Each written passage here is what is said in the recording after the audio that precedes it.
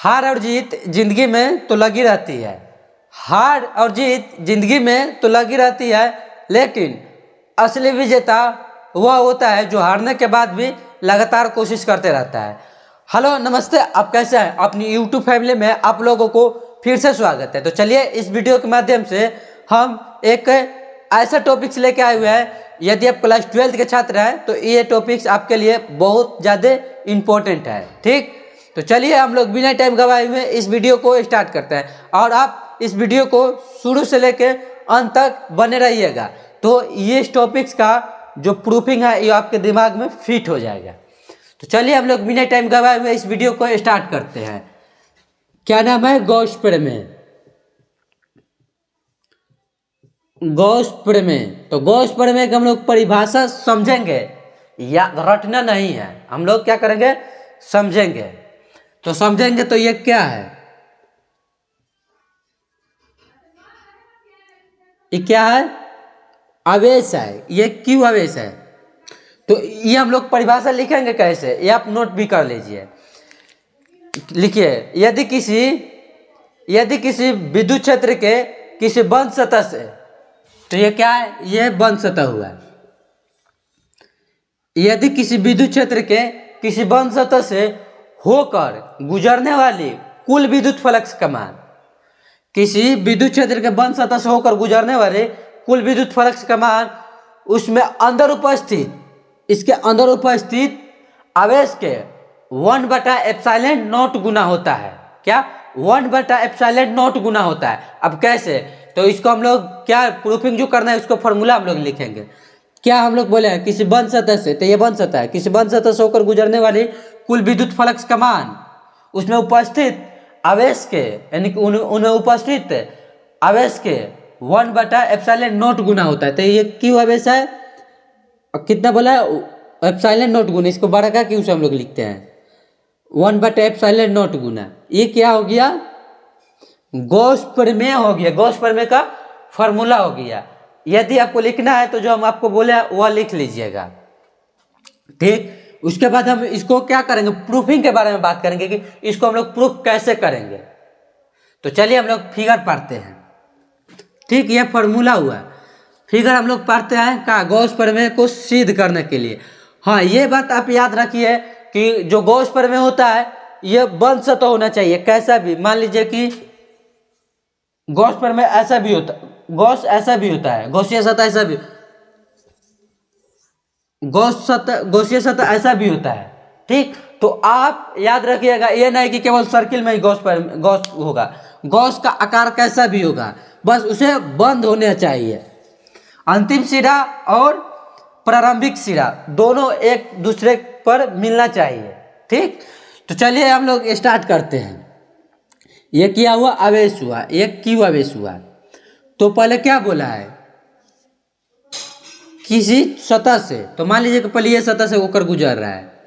ठीक, उसके बाद इसका सिरे पर P बिंदु है।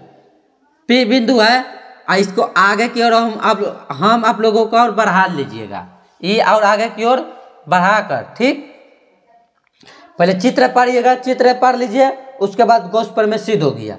आगे बढ़ा लीजिएगा तो आगे क्या होगा? ये विद्युत क्षेत्र हो गया, E हो गया। तो अब इसको लिखना कैसे है? ये त्रिज्या हो गया, ये R त्रिज्या हो गया। तो अब मान लीजिए कि हम लोगों को लिखना है तो हम लोग कैसे लिखेंगे? माना कि क्या, माना कि बिंदु O पर, ये O है, बिंदु O पर, ये चाहे केंद्र बिंदु O पर, क्या बिंदु O पर क्या है? Q आवेश है। बिंदु O पर Q आवेश का है, उपस्थित है, यानी कि उपस्थित है। क्या है? उपस्थित है। ठीक, का है? बिंदु O पर प्लस Q आवेश उपस्थित है, या केवल Q आवेश भी लिख दीजिएगा। Q आवेश उपस्थित है R दूरी पर, यानी कि त्रिज्या R। तो R दूरी पर एक का है गौसीय सतह है, r दूरी पर बिंदु P उपस्थित है। क्या? r दूरी पर बिंदु P उपस्थित है। r दूरी पर बिंदु P उपस्थित है। ये हो गया क्या? r दूरी पर बिंदु P उपस्थित है। ठीक, तो हम लोग लिखेंगे क्या? r दूरी पर बिंदु P उपस्थित है, तो उससे गुजरने वाली कुल विद्युत फ्लक्स, तो किस इससे गुजरने वाली कुल विद्युत फ्लक्स को हम लोग पहले बात करेंगे। तो ये क्या है? ये एक छोटा सा दूरी है, यानी कि ये अल्पांश दूरी है। तो इससे गुजरने वाली पहले हम लोग लिखेंगे, बिंदु P पर उपस्थित है। तो क्या विद्युत फ्लक्स की हम लोग निकालेंगे क्या? तो विद्युत फ्लक्स निकालेंगे इसमें। बिंदु P पर उपस्थित है, तो बिंदु P पर r दूरी पर बिंदु P उपस्थित है, तो उससे होकर गुजरने वाली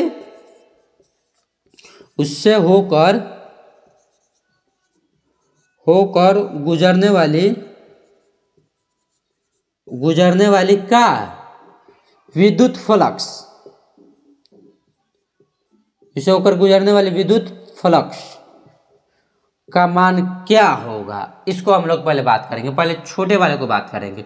तो मान लीजिए ये गॉस पर में या कुछ भी है, पहले मान लीजिए कि आपको इतना छोटा यदि आपकी कोई दूरी निकालना हो या कोई माप निकालना हो, तो उसे हम लोग क्या से लिखेंगे? डी से लिखेंगे। तो हम लोग यहाँ क्या लिखेंगे? डी अल्फा लिखेंगे। ये r दूरी है, बिंदु P उपस्थित है। ठीक, तो हम लोग d alpha is equal to, पहले विद्युत क्षेत्र के क्या लिखेंगे? E, विद्युत क्षेत्र E is equal to ds vector के फॉर्म में। किसके फॉर्म में? वेक्टर के फॉर्म में लिखेंगे। इतना हो गया। अब इतना हो गया तो इसको आगे क्या करना है, हम लोग इसको बात करेंगे। तो आगे अब करना इसमें है कि विद्युत क्षेत्र जो E है, इसका फॉर्मूला क्या होता है। पहले ये आप लोगों, यदि आप ऑफलाइन कहीं क्लास कर रहे होंगे तो इसका मान आपको याद होगा। पहले आप जल्दी जल्दी लिख दीजिए कि इसका मान होता क्या है। तो इसका मान होता है 1/4, क्या? 1/4 pi epsilon not Q1 into Q2 बटा R स्क्वायर, यानी कि इसको, ये जो विद्युत क्षेत्र हुआ, ये दो आवेशों के बीच की दूरी को निकालने के लिए Q1 इंटू Q2 हुआ। तो इसमें तो केवल एक आवेश है, तो इसका फॉर्मूला होगा 1/4 पाई एप्सिलॉन नॉट, क्या होगा? 1/4 पाई एप्सिलॉन नॉट Q बटा R स्क्वायर होगा। बस इतना ही। उसके बाद जो ये D और S है, ये क्या है? इसको मतलब ये भी बहुत बढ़िया पॉइंट है। तो D और S क्या है? ये वेक्टर के फॉर्म में है।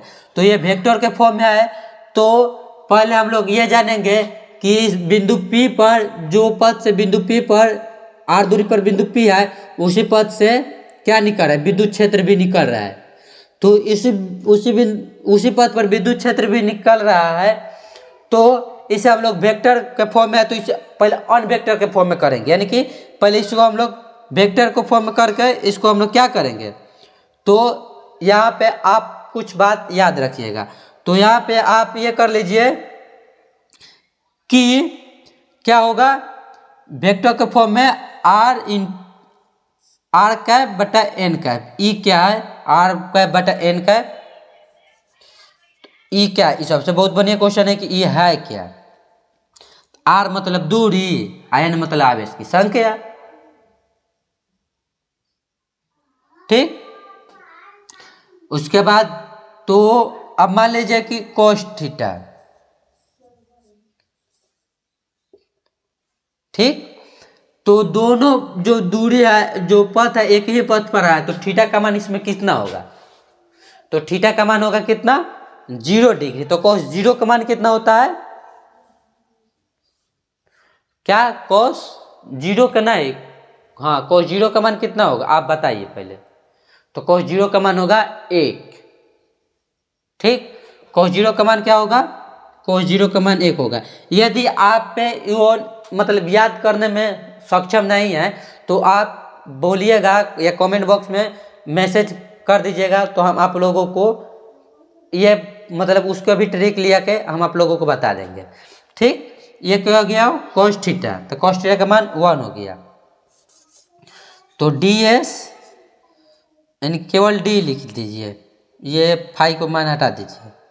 ठीक, उसके बाद 1/4 पाई एप्सिलॉन नॉट q/r², ये इसका सब कैलकुलेशन कीजिएगा तो 1 बच जाएगा, तो इसमें केवल ds बच गया।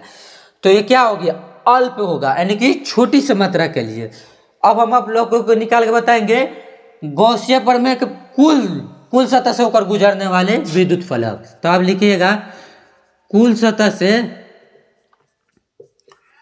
होकर गुजरने वाले कुल विद्युत फ्लक्स, कुल सतह से होकर गुजरने वाले कुल विद्युत फ्लक्स, कुल विद्युत का फ्लक्स है, कुल विद्युत फ्लक्स। तो कुल विद्युत फ्लक्स निकालने के लिए हम लोग समाकलन करेंगे, इसको हम लोग समाकलन करेंगे, समीकरण में कि यह लिखेगी भी नहीं तो चलेगा। तो इसके समाकलन करेंगे तो 1/4 पाई एप्सिलॉन नॉट क्या हो गया, उसके बाद हो गया q/r², ये हो गया इंटू ds। अब जो d है ये गॉस प्रमेय कैसा है, गॉसिय सतह कैसा है, तो गोलाकार।